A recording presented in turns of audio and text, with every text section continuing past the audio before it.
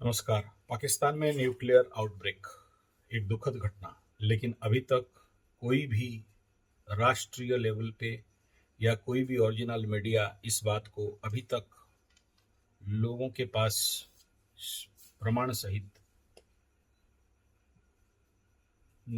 Declare नहीं किया है, सामने नहीं आ रहा है। लेकिन सोशल मीडिया एक के बाद एक हर दिन हर घंटा कई सारे वीडियो, कई सारे दस्तावेज, कई सारे प्रमाण लेके प्रूव करने में लगे हुए हैं। कोई बोलता है बोरल लेके फ्लाइट आया, ऐसा ऐसा गिरा, माल डाल दिया। कोई बोलता है अमेरिका से प्लेन आया और रेडिएशन टेस्ट किया।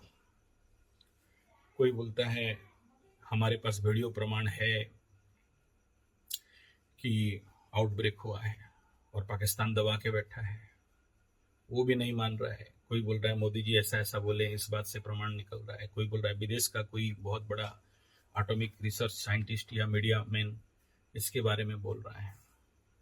पाकिस्तान के लोग इसके ऊपर कोई बात अभी तक कोई वीडियो में खास दिख नहीं रहा है,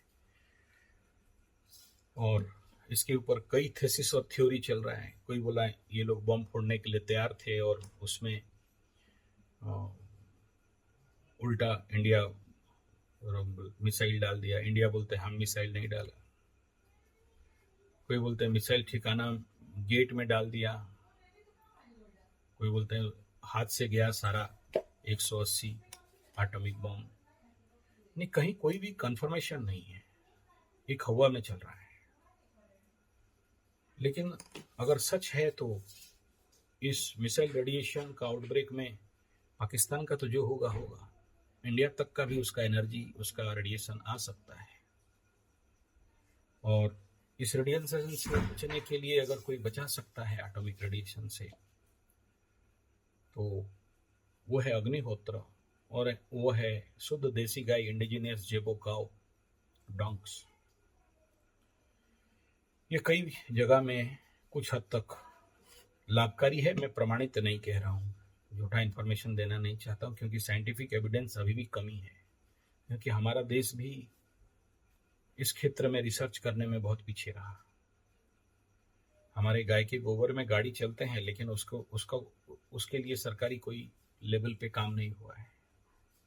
जबकि मैं खुद 57 किलोमीटर तक, 62 किलोमीटर तक गोबर गैस में गाड़ी चलते हुए देखा हूँ। लेकिन अब हो सकता है विदेश का प्रेशर हो जिसके लिए इसके ऊपर रिसर्च नहीं हुआ हो। लेकिन कुछ भी हो, ये तो सुरक्षा वाला बात है। बाकी बहुत सारे वैज्ञानिक तरीके हैं, परंतु इस न्यूक्लियर रेडिएशन बिना आग में धुआं तो नहीं उड़ सकता है। और अगर ये सच में धीरे धीरे करके आगे बढ़ेगा, और इसमें क्या सच है अभी तक किसी को नहीं पता, गवर्नमेंट के पास ही सारा बात पड़ा हुआ है। लेकिन अगर ये ऐसा कुछ भविष्य में दिखाई देने वाला है, तो जरूर इसका रोकथाम जो कुछ भी हो रहा है, अगर सोचिए बलूचिस्तान में बॉम्ब डाला गया और 35 दिन तक उसमें रेडिएशन है, 35% तक का रेडिएशन आज भी है, इतना साल बाद भी, तो इसका हालत क्या करेगा। यानी ये सीधा सीधा यही दिखा रहा है कि पाकिस्तान अपने ही बॉम्ब के द्वारा खुद विनाश के कगार पे खड़ा हो चुका है। और इस प्रकार का स्थिति अगर रहा, तो आने वाला समय में और भी कुछ बड़ा घटना घटने का संभावना दिख रहा है। मेरे एस्ट्रोलॉजिकल गणना तो यही कह रहा है कि केतु ऑलरेडी सिंह राशि में जा चुका है, और इस महीना का आखिरी में मंगल घुसेगा। यानी मई, जून, जुलाई, अगस्त, ये 3 महीना, इससे ज्यादा भगवान ना करे ये एटॉमिक रेडिएशन या फिर किसी और युद्ध इत्यादि का परिस्थिति के कारण फिर से बहुत सारे लोगों का जान माल का नुकसान हो सकता है। और मैं कह दूं, पाकिस्तान अगर मेरा मैसेज पहुंच जाए तो ग्रह ग्रह हैं और झूठ नहीं बोलते हैं।